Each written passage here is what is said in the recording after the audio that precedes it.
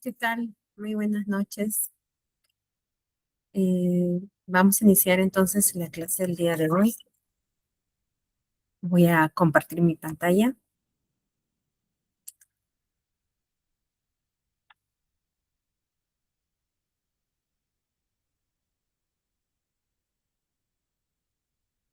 Ajá, muy bien.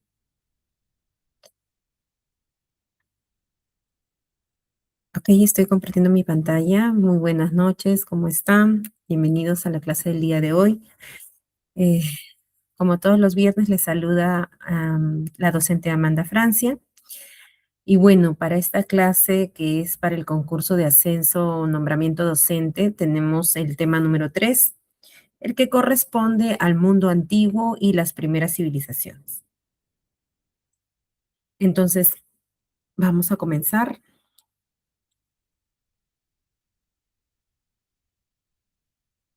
A ver, un momento, por favor.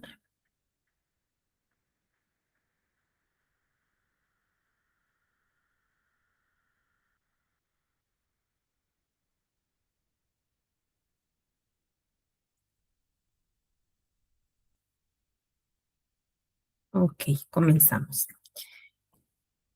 Muy bien, entonces el tema 3 para el día de hoy corresponde a historia, mundo antiguo y primeras civilizaciones. ¿Por qué es importante hablar de estos temas y son importantes justamente para el concurso docente? Porque en las evaluaciones docentes y en las evaluaciones de ascenso, al igual que nosotros también enseñamos a los estudiantes, no se busca simplemente memorizar fechas o nombres de las civilizaciones, sino también desde el enfoque que nosotros hemos estudiado en la primera clase del área de ciencias sociales, se exige que el docente transmite ese conocimiento de comprender procesos históricos, de explicar cambios y permanencias, de establecer relaciones entre las sociedades, de analizar causas y consecuencias, de interpretar fuentes históricas, de comprender construcciones desde las primeras sociedades complejas. En este sentido, es importante que se centre en procesos de transformación social, relación entre el ambiente y la sociedad, el desarrollo de la agricultura, el surgimiento del Estado, la comparación entre civilizaciones como las que vamos a ver el día de hoy y el legado, el aporte, la herencia cultural y tecnológica. ¿Para qué? Porque esto nos permite entender cómo las sociedades pasaron desde una vida, digamos, nómada hasta una vida sedentaria, las actividades económicas que se desarrollaron, cómo se estructuró, cómo se organizó un Estado y cómo se crearon esas culturas que van a dejarnos un legado. En conclusión, comprender el pasado es clave para formar mejores ciudadanos y docentes comprometidos. Ahora, vamos a ver que el día de hoy vamos a tener que ver los procesos históricos. Recordemos que la evaluación actual no busca solamente que memoricemos información, sino que comprendamos cómo surgieron estas civilizaciones y que se hacen más complejas, cuáles fueron sus transformaciones y qué herencia o qué legados culturales dejan a la humanidad. Para ello, durante esta clase vamos a analizar, vamos a explicar brevemente, ¿no?, lo que vendría a ser el nomadismo y la sedentarización, sedentarización en los Andes centrales, las primeras civilizaciones del mundo, Grecia y Roma y las civilizaciones mesoamericanas. Entonces vamos a comenzar por nuestro primer gran tema, que es el nomadismo y los procesos de sedentarización. Como observamos en esta diapositiva, tenemos el gran cambio de la humanidad, ¿no? Desde el nomadismo, la revolución neolítica, hasta la sedentarización. Y justamente producto de la sedentarización se van a dar una serie de consecuencias a nivel social, económico, político y cultural. Entonces, para comprender el origen de las civilizaciones debemos retroceder miles y miles de años, ¿cierto? Miles y miles de años donde digamos que más del 95% de la existencia del ser humano, ¿no?, fue una historia, fue un momento nómada. Esto significa, como ya nosotros como docentes debemos conocer y estamos ahorita refrescando, recordando, significa que no fue una vida permanentemente en un lugar, no se asentaron, se establecieron de forma permanente en un lugar, sino que los grupos humanos se desplazaban constantemente buscando recursos para sobrevivir.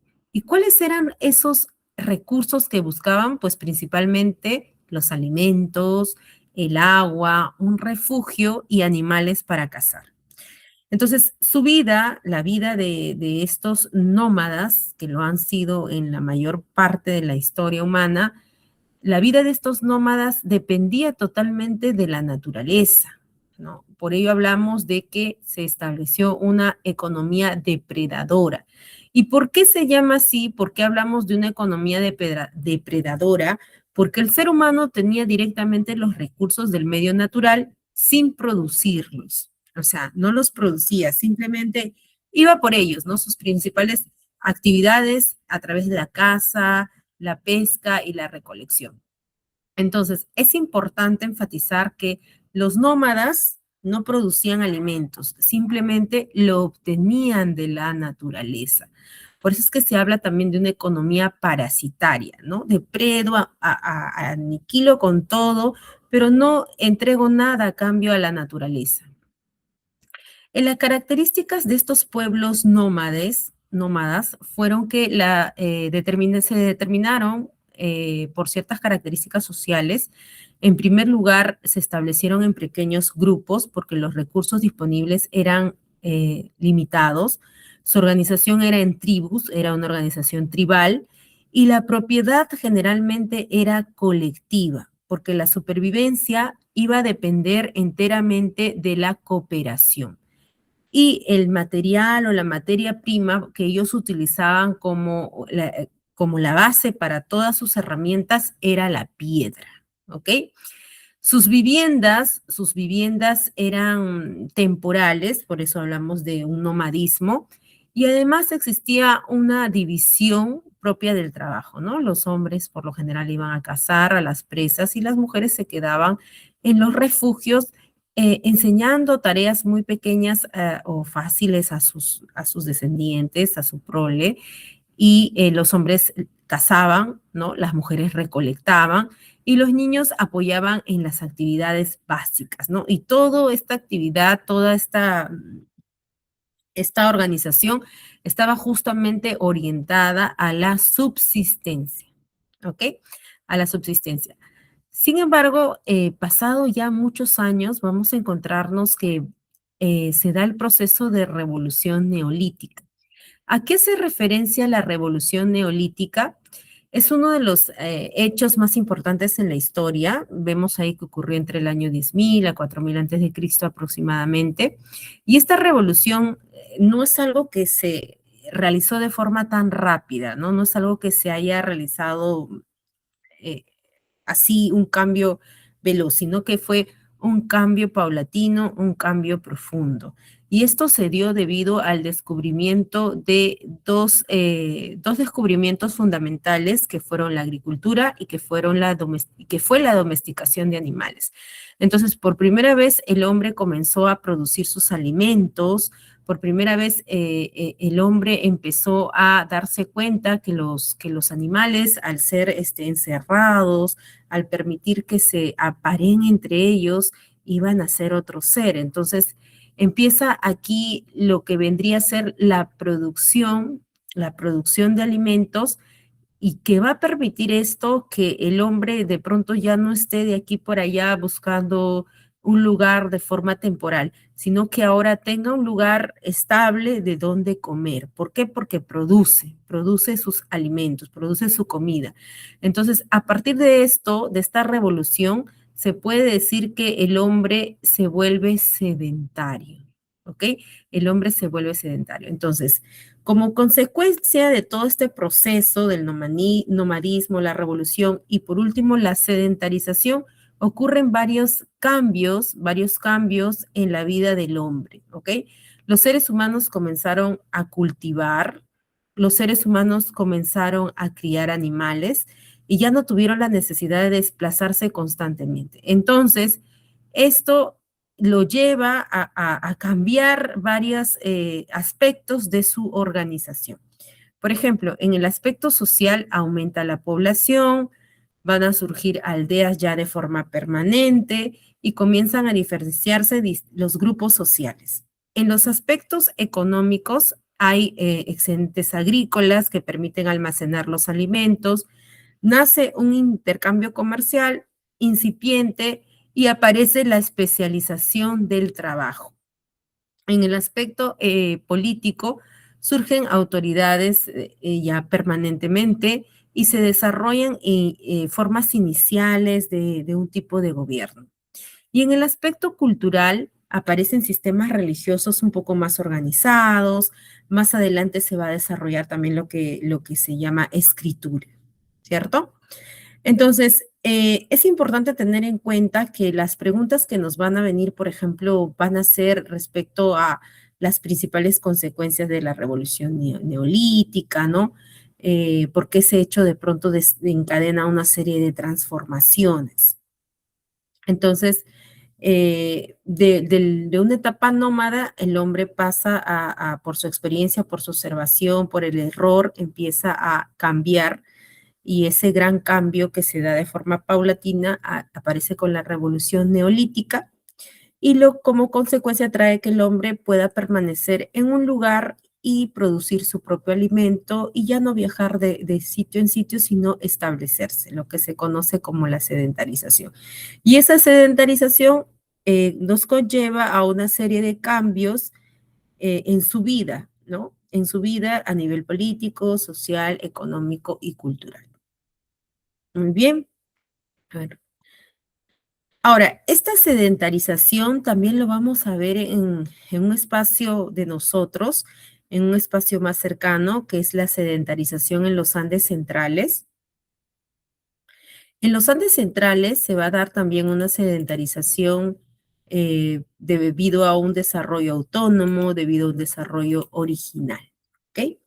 Entonces, vamos a ver aquí, por ejemplo, que el proceso en los Andes centrales va a tener características propias, ¿no? Porque nuestra geografía no es igual que la geografía de los otros continentes, ¿no? Es un poco distinta, son elevaciones, son montañas, es más accidentado, más escarpado, entonces, no podemos tomarlo como una copia, no podemos tomarlo como una copia del viejo mundo. Tenemos que tomarlo como algo que es un desarrollo propio y es un desarrollo original.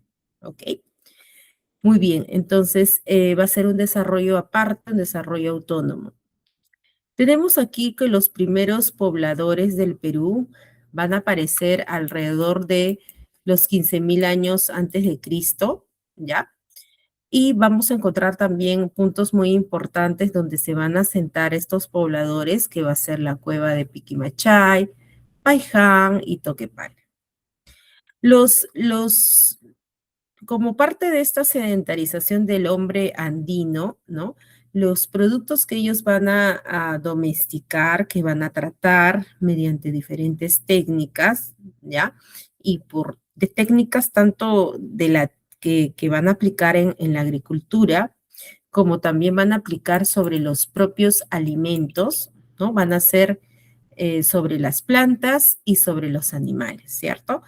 En cuanto a las plantas, van a domesticar lo que es la papa, ¿no? Van a domesticar lo que es la oca, van a domesticar lo que es la quinoa, el maíz, y en cuanto a los animales, van a domesticar lo que es la llama, ¿no? La alpaca, van a domesticar lo que es el cuy, ¿ok? Entonces, esta práctica que ellos van a tener les va a permitir, ¿no? Les va a permitir tener una estabilidad alimentaria para el grupo de personas en los cuales se va a desarrollar su grupo social. Les va a permitir alimentarse adecuadamente y aumentar su población y les va a permitir justamente contribuir a reunir justamente esos alimentos, esas producciones y crear estos centros ceremoniales, ¿no? Estos centros ceremoniales dedicados a sus dioses, en donde los pobladores van a contribuir, van a tributar, por así decirlo, en honor a sus dioses. Un ratito, a ver, ¿qué pasó?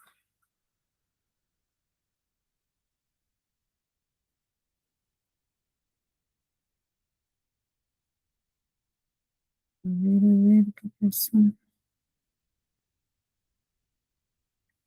Un ratito, que no quiere cambiar la pantalla. Un ratito, creo que no funciona.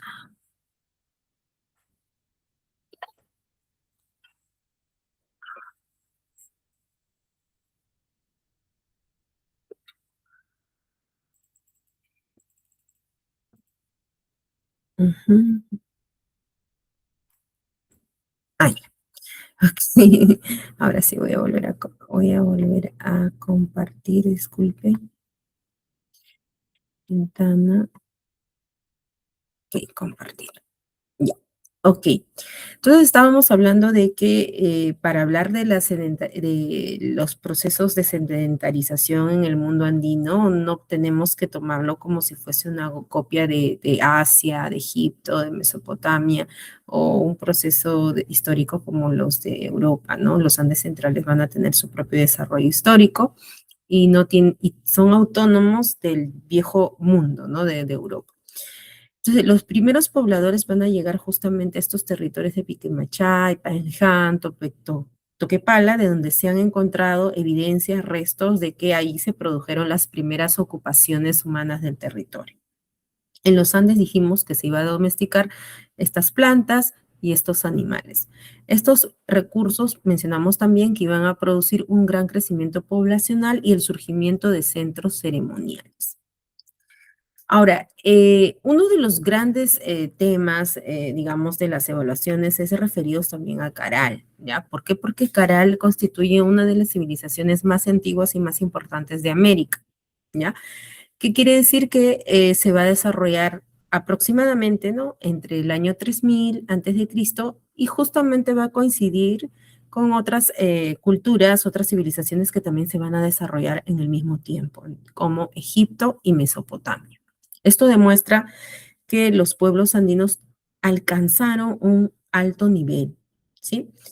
Muy bien, entonces ahora vamos a las primeras civilizaciones del mundo, las primeras sociedades complejas de la historia.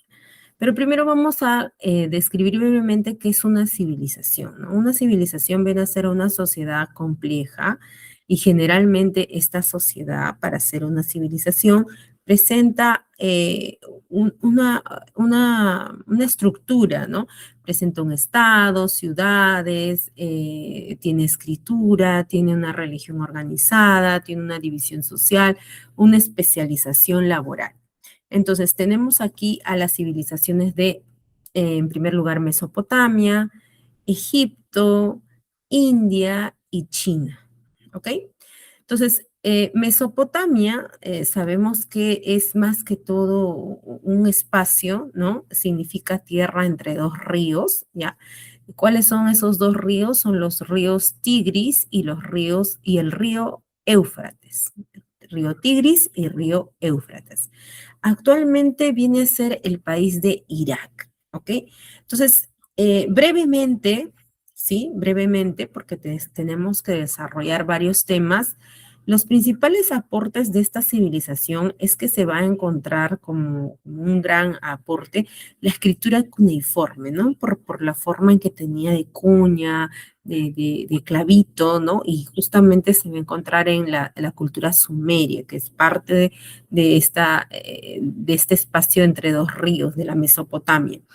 Y además es que también se va a conocer un primer gran conjunto de leyes que viene a ser el Código Hammurabi, y el sistema sexagesimal, ¿no? Se llama sistema sexagesimal y gracias a este último que es este sistema sexagesimal, nosotros utilizamos actualmente los 60 segundos, los 60 minutos, donde la base es el número 6, ¿no?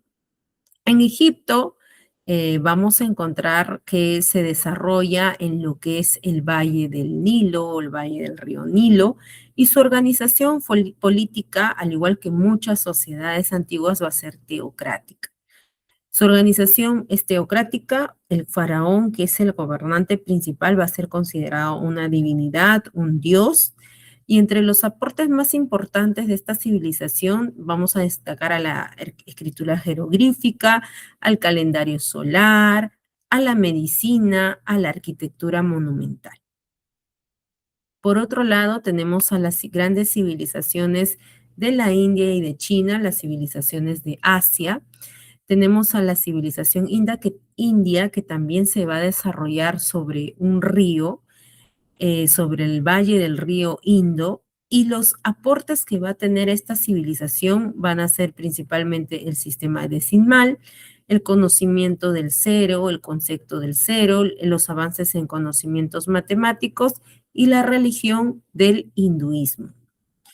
Por su parte, China se va a sentar entre el río Huanghe o Huangho y los aportes que va a tener para el mundo, ¿no? Ya que los chinos conocían todo, inventaron todo, es el papel, la brújula, la seda y la pólvora posteriormente.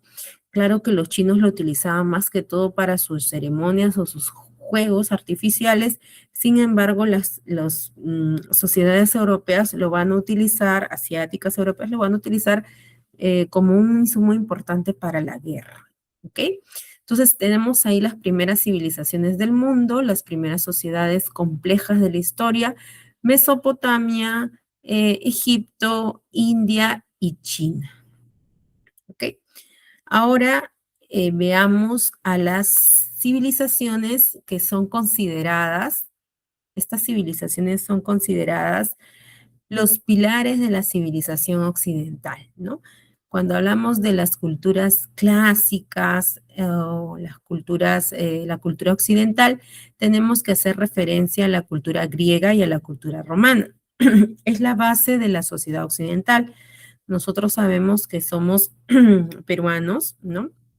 Y pertenecemos a un continente americano, ¿no? Es un continente Sudamérica, y que tenemos esta herencia cultural de los españoles, ¿cierto? Pero los españoles también formaron parte de lo que vendría a ser Roma, ¿no? Y Roma también tenía mucha cultura, en su raíz también al mundo griego.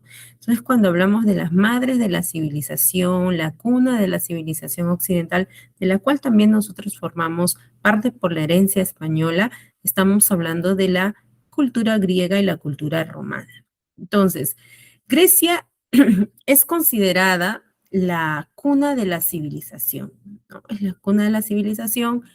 En realidad Grecia va a ser un conjunto de muchos estados, no es que va a ser un gran imperio o una unidad, sino muchos estados, mucha diversidad. También recordemos que Grecia está en la península balcánica y que está conformada por una serie de islas, ¿cierto? Entonces eso hacía que cada isla también perteneciese a una determinada ciudad-estado, conformase una ciudad-estado.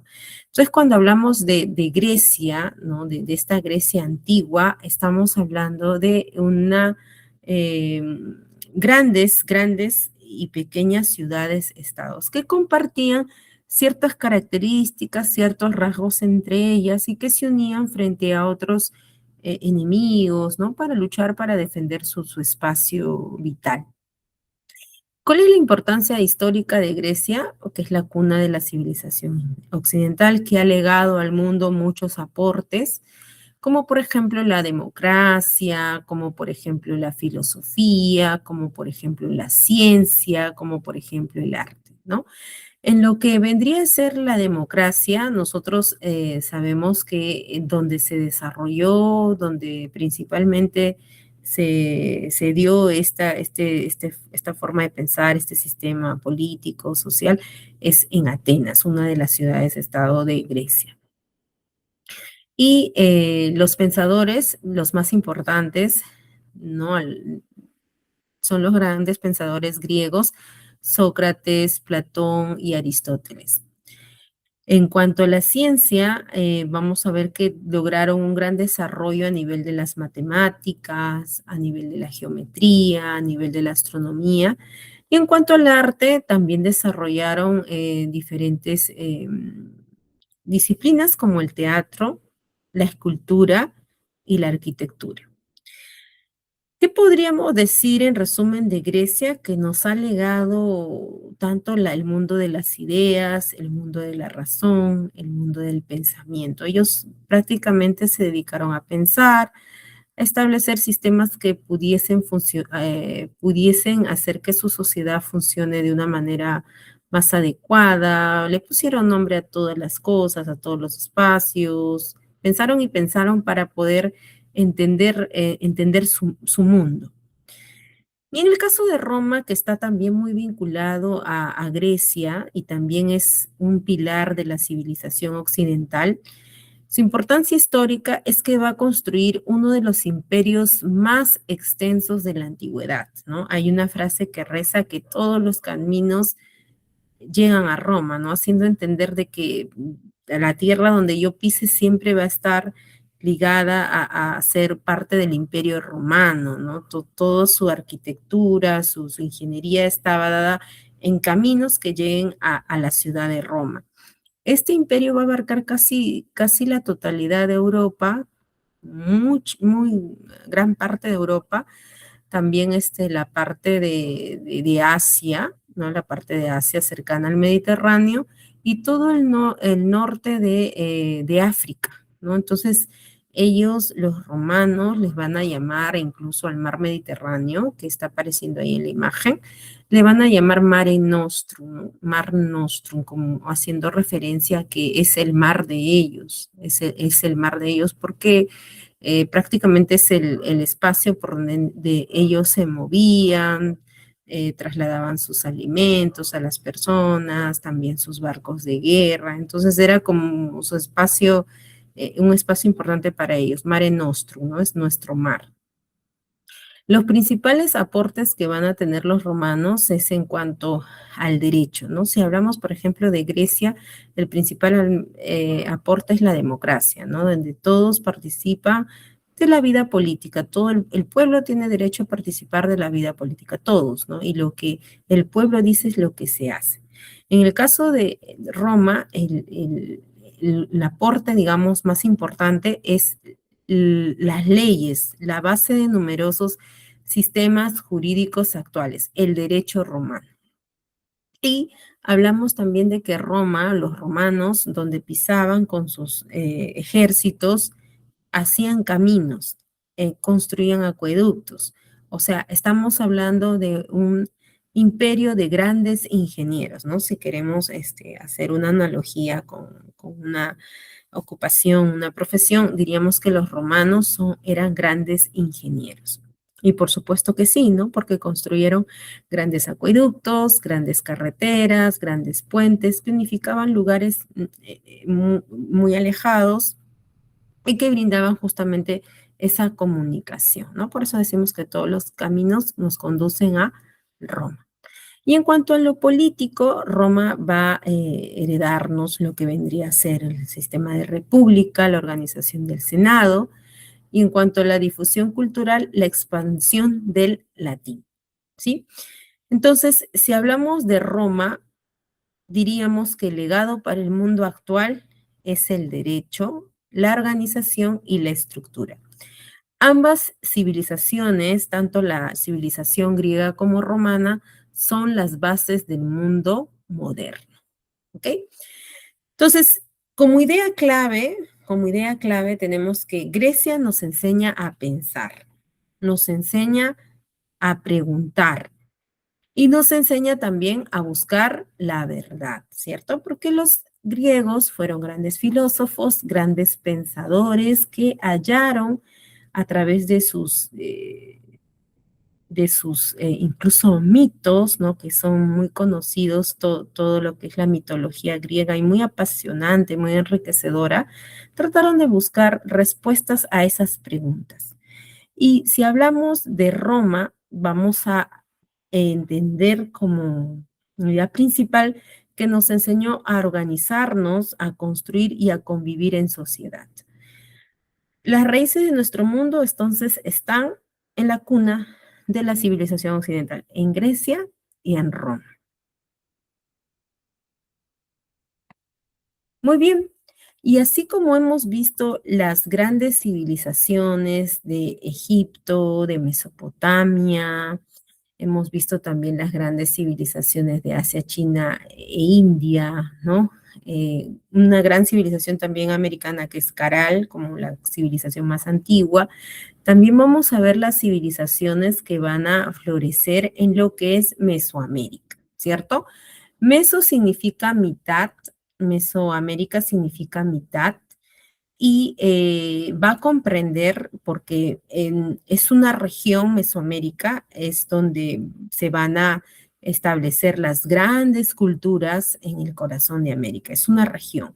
Y esta región mesoamericana, meso, mitad, centro, América, está conformada principalmente por los países actuales, los territorios de los países actuales, que vendrían a ser el territorio de México, ¿sí?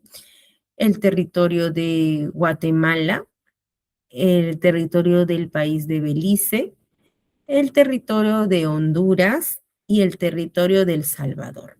Y como ustedes pueden observar en las imágenes, algo muy característico y que nos llama mucho la atención de estas civilizaciones es que construyeron grandes pirámides, ¿no? Y bueno, a lo largo de la historia siempre el tema de las pirámides ha sido un tema muy investigado, ¿no? Las civilizaciones siempre han tratado de, siempre han construido, nos han dejado justamente esos vestigios de estas grandes construcciones en formas de pirámides. Tenemos entonces en las grandes culturas mesoamericanas a las culturas olmecas, Teotihuacán, la cultura mayas o los mayas y los aztecas. Los olmecas van a ser considerados como la cultura madre de esta región, la cultura madre de Mesoamérica. Y los grandes aportes que nos van a brindar estos olmecas van a ser los centros ceremoniales y la escritura la escultura, mejor dicho, la escultura en estos grandes monumentos y van a sentar las raíces, las bases para los pueblos posteriores, o sea, para los siguientes pueblos, los mayas, los aztecas, ¿ok? Luego tenemos también a la civilización de los Teotihuacán, ¿ya? La Teotihuacán que va a destacar por ser una gran ciudad, va a tener un gran centro urbano, los Teotihuacán. Y en cuanto a sus aportes arquitectónicos, va a destacar por estos grandes monumentos que vienen a ser el pirámide del Sol y la pirámide de la Luna. Por otro lado, tenemos a la civilización maya. La civilización maya, digamos, es una de las civilizaciones mesoamericanas que va a alcanzar un notable desarrollo intelectual, ¿sí? Un notable desarrollo intelectual los mayas y los aportes que nos van a legar va a ser una escritura muy avanzada, un calendario preciso, el aporte de las matemáticas y el conocimiento del concepto del ser. Y finalmente, una de las culturas mesoamericanas más importantes también tenemos a los aztecas o mixecas, ¿no? Méxicas, perdón, aztecas o méxicas. En el caso de los aztecas, van a establecerse en una gran ciudad, la ciudad de Tenochtitlán o la capital de Tenochtitlán, y las características van a ser las siguientes, ¿no? Van a ser un imperio. Los aztecas llegan a ser un imperio. Los mayas eran ciudades-estados, ¿no? Que tenían características comunes o lazos comunes, pero de cuando en cuando también se peleaban y a veces se unían, ¿no? Etcétera. Y los aztecas van a lograr en un determinado momento, después de un gran desarrollo, avances, van a conformar un imperio militar. Van a practicar una agricultura de forma intensiva y van a desarrollar un gran comercio. Y esto se va a deber a diferentes técnicas que ellos van a aplicar, ¿no? Como el caso de las chinampas, el caso de las grandes construcciones monumentales, como la arquitectura, que también nos va a dejar como aporte, y la organización de su estado. Ahora, si queremos, por ejemplo, de pronto resumir estas grandes civilizaciones mesoamericanas, porque les he descrito sus características principales y los aportes o lo que nos lega en el mundo, es que la historia de pronto de estas primeras civilizaciones, de cómo la humanidad pasó de pequeños, eh, eh, bueno, en un resumen de todo lo que hemos visto hasta aquí, si la historia de las primeras civilizaciones es la historia de cómo la humanidad pasa de pequeños grupos nómades que van a de pronto depender de la naturaleza a sociedades más complejas, es porque hay una gran revolución, una gran transformación. Y eso les hace a estas sociedades ser capaces de producir sus propios alimentos, ¿cierto? Y eso hace que estas sociedades sean capaces de construir ciudades, ¿cierto?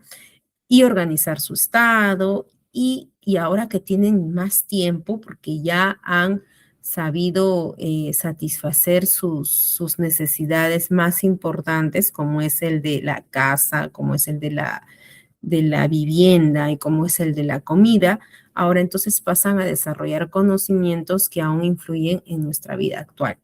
Entonces, precisamente para los concursos de nombramiento y los concursos de escala magisterial, es importante que se conozcan los procesos históricos, ¿no? Qué cambió, qué permaneció,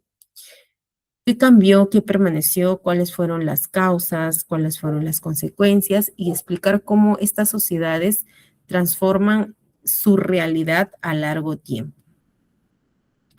Entonces, a ver un ratito. Entonces, vamos a comentar algunos puntos importantes respecto a las claves pedagógicas que se tienen que tomar en cuenta cuando nosotros analizamos estos temas, ¿no? Porque hemos visto el tema del nomadismo, del sedentarismo, hemos visto también, para llegar al sedentarismo, la revolución neolítica, hemos visto el sedentarismo en los Andes centrales, las principales culturas de la antigüedad, Egipto, Mesopotamia, China, India, las grandes culturas occidentales, Grecia y Roma, y las culturas mesoamericanas. Entonces, ¿qué es lo que vamos a tomar en cuenta respecto a qué podemos tomar como estrategias para comprender, analizar y enseñar la historia? Es que en la evaluación es importante dominar, ¿no? Las claves que nos van a permitir hacer un análisis, reflexión y fundamentos pedagógicos, como por ejemplo, ¿no? ¿Cómo cambió en cuanto a cambio y permanencia? De eso hemos hablado en la clase anterior, ¿no? Cambios y permanencias. ¿Cómo cambió la vida humana al pasar del nomadismo al sedentarismo? ¿Cómo cambia, no? Aquí lo que se busca, por ejemplo, en las preguntas que de pronto vamos a ver es analizar las transformaciones en la forma de vida, en el trabajo y la organización y el pensamiento. Otra, otro, otro aspecto que también es importante tomar en cuenta es la multicausalidad, ¿no? ¿Por qué surgieron, por ejemplo, las primeras civilizaciones cerca de los ríos, ¿no? Una pregunta que nos lleva a pensar en diferentes causas por las cuales estas civilizaciones se asentaron en los valles, porque si vemos las civilizaciones antiguas, todas se asentaron cerca a un valle, ¿cierto? Valle del Indo, Valle del Nilo, entre los dos ríos, Tigris y Éufrates, Juanjo, etcétera, ¿no? Entonces, ¿Por qué? Es una pregunta de multicausalidad y hay que reconocerla. ¿Por qué se asentaron? Por disponibilidad de agua, por una agricultura productiva, por suelos fértiles, recursos, por comercio y comunicación, por seguridad y protección, diferentes causas, ¿no? ¿Qué nos invita esta estrategia o este elemento importante? Identificar múltiples factores que influyeron en un mismo proceso histórico.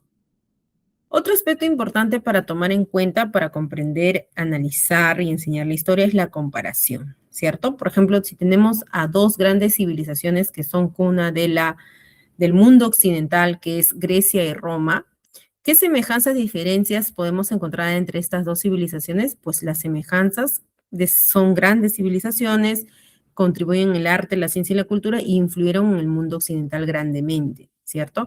Las diferencias es que, por ejemplo, a Grecia, lo más resaltante, el aporte es la democracia, el enfoque en la filosofía, el pensamiento y la conformación o organización política de ciudades-estado, mientras que en Roma es una república, y luego fue un imperio, hay un enfoque de derecho y una organización y una gran expansión militar y territorial por sobre varios continentes.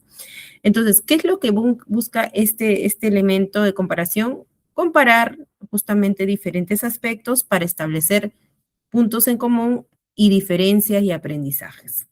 Otro aspecto importante es la relación entre el espacio y sociedad. ¿Cómo influye el medio geográfico en el desarrollo de las civilizaciones? ¿No? ¿Cómo influye, por ejemplo, el hecho de que una civilización se haya asentado cerca a montañas? De pronto puede ser por las defensas, por los recursos, cerca a los ríos, porque es vital para ellos el agua, la agricultura, el transporte, cerca a los mares, para poder, porque luego les dio pie a realizar otras actividades y expandirse, ¿no? A través del mar y sus embarcaciones y otros cerca a los desiertos porque implica una zona de adaptación, ¿cierto? Entonces, relaciona las características del espacio con las actividades, costumbres y organización de las sociedades. Entonces, esto nos lleva a analizar lo que es relación, espacio y sociedad.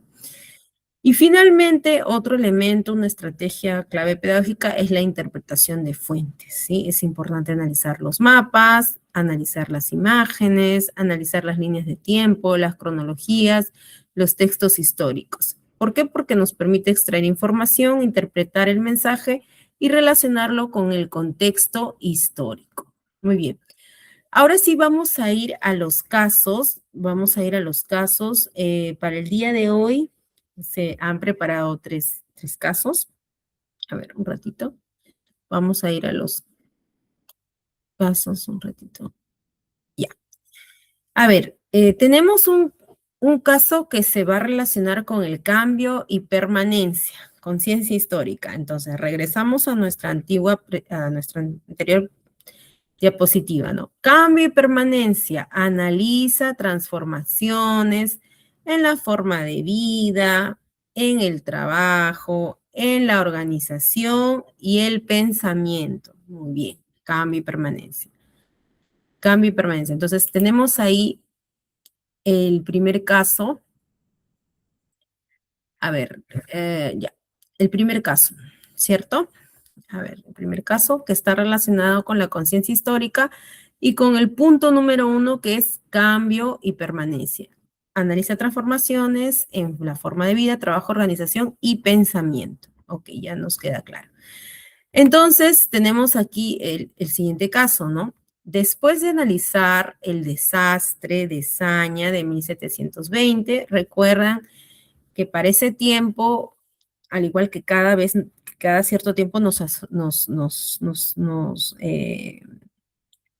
azota, por así decirlo, el fenómeno del niño. En Saña, en esta ciudad, hubieron muchas lluvias torrenciales que hicieron justamente desbordarse el río. Entonces, el caso es el siguiente, ¿no? Después de analizar el desastre de Saña de 1720, un estudiante comenta: me llama la atención lo que hemos visto que ocurrió en Saña, porque mis abuelos me contaron que algo parecido ocurrió en 1950 en nuestra ciudad, ¿sí?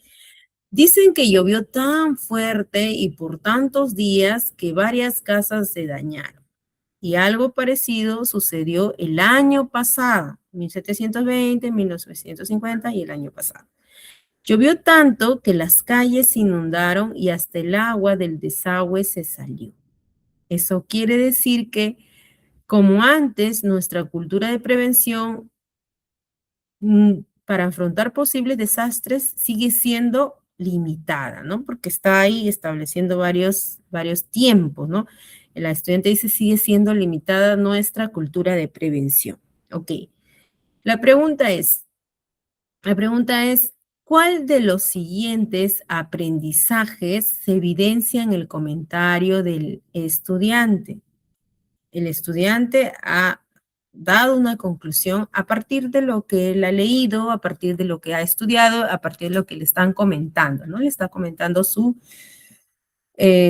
abuelos, ¿no? También de un fenómeno en 1950. Entonces, ¿cuál de estos aprendizajes se evidencia en el comentario del estudiante? De acuerdo a lo que nosotros hemos visto. El desarrollo de la empatía histórica, el desarrollo de la conciencia histórica o el desarrollo de la simultaneidad histórica. Ahí justo les he puesto en la diapositiva ahí como una clave, ¿no? Eh, se está viendo, perdón, se está viendo el cambio y la permanencia, ¿cierto? Y cambio y permanencia es parte del desarrollo de la conciencia histórica, ¿ok? Por lo tanto, por lo tanto, ¿no? La respuesta aquí sería la letra B, ¿no? ¿Y por qué podemos justificar? Porque el estudiante relaciona un hecho ocurrido en el siglo XVIII, 1720, relaciona un hecho ocurrido en 1950 y un hecho más contemporáneo, ¿no? Un hecho más reciente, ¿no? Así sucedió el año pasado. Además, quiere decir que él está conectado el pasado, el presente y también está analizando los posibles retos, los posibles desafíos que se podrían considerar en otros momentos futuros. Por lo tanto, esto está haciendo referencia a lo que en el currículo nacional con respecto al área de ciencias sociales se llama conciencia histórica, cambio y permanencia. ¿Ok? Entonces, eh, entonces estamos trabajando la conciencia histórica, ¿no? Lo mismo podría ser cuando hablamos, por ejemplo, de los temas que hemos visto anteriormente, nomadismo, sedentarización, Caral, civilizaciones posteriores, Grecia y Roma, mundo actual, cambios y permanencias, ¿sí? Entonces, aquí la respuesta sería la letra B, desarrollo de la conciencia histórica. ¿Qué desarrollo de la conciencia histórica? Cambio y permanencia, ¿sí? Muy bien. Ahora vamos con el siguiente caso, ¿sí? He escogido los casitos cortitos. A ver, perspectiva histórica, ¿ya? El caso es el siguiente. Durante una sesión sobre la democracia ateniense, ya, Grecia, estamos con Grecia, un estudiante afirma, no creo que lo de Atenas haya sido una democracia, porque no todos los ciudadanos podían participar en la política de la ciudad. ¿Por qué dice esto el estudiante? Porque ha estudiado y sabía, por ejemplo, que en Grecia, en Atenas, las mujeres no podían participar de la vida política. Entonces, ¿de qué estamos hablando, no? ¿Es democracia? Pregunta, ¿cuál sería la mejor retroalimentación que el docente puede darle a este estudiante? Nosotros sabemos que la retroalimentación no se le puede dar a manera de corrección negativa, no le podemos decir, está bien, está mal. No, tenemos que hacerlo a través de preguntas, ¿no? Para que el estudiante mismo sea capaz de darse cuenta, ¿no? Reflexionar sobre su propio aprendizaje y, y él mismo hacer una autoevaluación, reflexionar sobre su propio aprendizaje y nosotros como docentes a través de preguntas que él mismo va respondiendo, que el estudiante mismo va dando, apoyarle o guiarle en su aprendizaje, ¿sí? No le podemos decir, no está bien, qué bueno que te diste cuenta. No, tenemos que realimentarle de forma adecuada a través de preguntas, para que el estudiante mismo se dé cuenta, él analizando lo que va aprendiendo, va encontrando, va hallando, el docente sea la guía de su aprendizaje. No es que le diga que eso está bien, eso está mal, sino que a través de preguntas le pueda empoderar en su propio aprendizaje al estudiante. Entonces dice, frente a este caso del estudiante que entiende que, entonces en Atenas, no creo que lo de Atenas haya sido una democracia, ¿no? Porque las mujeres no podían participar de la vida política. Entonces, ¿cuál sería la retroalimentación más adecuada del docente para el estudiante? A ver, veamos la letra A. Dice, ¿qué otros elementos se hubiesen tenido que mejorar para que todos los ciudadanos participaran? Letra B, ¿has pensado si la concepción del ciudadano en Atenas fue la misma que tenemos actualmente? ¿Qué otros grupos tampoco pudieron participar? ¿Cuál de estas tres preguntas haría de pronto reflexionar al estudiante sobre lo que ha dicho, ¿no? Porque el estudiante dice, si las mujeres no podían participar, entonces era democracia. Pero sabemos que la democracia ha sido, ha sido una evolución, ¿no? Y en esa evolución ha tomado diferentes matices, ha cambiado de acuerdo a la sociedad, de acuerdo a la mentalidad, de acuerdo al espacio en donde se estableció. Entonces, la democracia de Atenas no es la misma democracia que tenemos actualmente. Tenemos rasgos muy importantes como base, pero no son lo mismo, ¿cierto? Entonces, eso lo sabe el docente, pero no le va a decir, sí, pues no participan las mujeres. Tiene que hacerle pensar y lo mejor es a través de las preguntas, ¿no? Entonces, ¿qué otros elementos hubiesen tenido que mejorar? ¿Qué otros elementos hubieran tenido que mejorar? Creo que el error del estudiante es de pronto aquí, o mejor dicho, su parte de aprendizaje del estudiante es analizar Atenas con criterios actuales, no es lo mismo. Entonces, la pregunta que obliga a contextualizar al estudiante tiempo y espacio y qué es lo que pensaban para comprender la sociedad según su época, según sus valores, según sus concepciones políticas, y no juzgarla solamente con los valores del presente, es que esta casuística nos explica que la democracia ateniense era para una ciudadanía restringida, ¿cierto? O sea, no entraban ahí las mujeres ni los esclavos. Entonces, nos hace pensar de que no podemos aplicar la democracia del pasado con los mismos valores de la democracia actual. Entonces, ¿cuál sería la respuesta la respuesta correcta? La letra B también. ¿Has pensado si la concepción de ciudadano en Atenas fue la misma que tenemos actualmente? Y tenemos la última casuística, ¿ya? La última casuística que nos dice lo siguiente. Dice, después de observar un plano histórico de la ciudad de Saña, un estudiante plantea, ¿por qué por qué gran parte de la ciudad de Saña fue destruida por una inundación en 1720? Muy bien, esto nos recuerda al caso anterior, ¿verdad? A ver, un ratito. Esto nos recuerda al caso anterior, al primer caso, ¿cierto? En el primer caso, también hablábamos de saña, ¿sí? Entonces, en el caso 3 lo volvemos a tomar. Después de observar un plano histórico de la ciudad de Saña, un estudiante plantea, ¿por qué gran parte de la ciudad de Saña fue destruida por una inundación en 1720? ¿Cierto? Entonces, pregunta, ¿cuál de los siguientes aprendizajes se evidencia, ¿no?, frente a la pregunta del estudiante? ¿Cuál de los siguientes aprendizajes se evidencia? Contextualización de una fuente histórica, formulación de un problema e investigación histórica o elaboración de una hipótesis histórica. El estudiante aquí no está respondiendo, ¿cierto? El estudiante está formulando, digamos, un supuesto, está construyendo una pregunta histórica que requiere indagar, que requiere investigar, ¿sí? Entonces, la pregunta busca explicar varios aspectos, ¿no? La pregunta busca explicar las causas, la pregunta busca explicar los procesos, las consecuencias. Entonces, eso de ahí es un proceso histórico, ¿ya? Es un proceso histórico. Entonces, ¿qué está haciendo el estudiante? Está formulando una hipótesis, está construyendo una pregunta histórica que va a requerir una investigación. Por lo tanto, como va a requerir una investigación, lo que